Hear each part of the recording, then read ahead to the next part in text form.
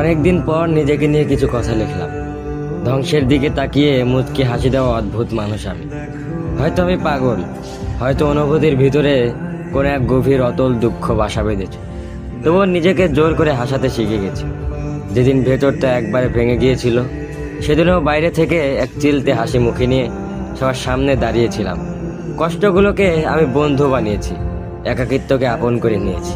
মানুষ ভাবে আমি হয়তো সুখী, শক্ত, নির্লিপ্ত, কিন্তু তারা জানে না প্রতি রাত আমার এক একটা লড়াই। নিজেকে নিজেই বুঝিয়ে রাখি তুই ভালো আছিস, অথচ আমি জানি আমি ভালো নেই।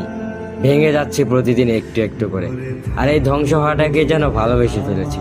আমি সেই মানুষ যে হার মানার আগে হাসে, কারণ জানি কান্না দেখিয়ে লাভ নেই। পৃথিবী শুধু শক্তদের মনে রাখে, দুর্বলদের নয়।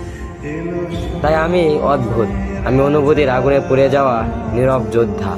আমার জীবন কোনো সুখের গল্প নয়, এটা নিঃশব্দ বিপ্লব, যেখানে হাসির আড়ালে লুকানো থাকে হাজারো না বলা কথা, ভাঙা স্বপ্ন, হারিয়ে যাওয়া আমি।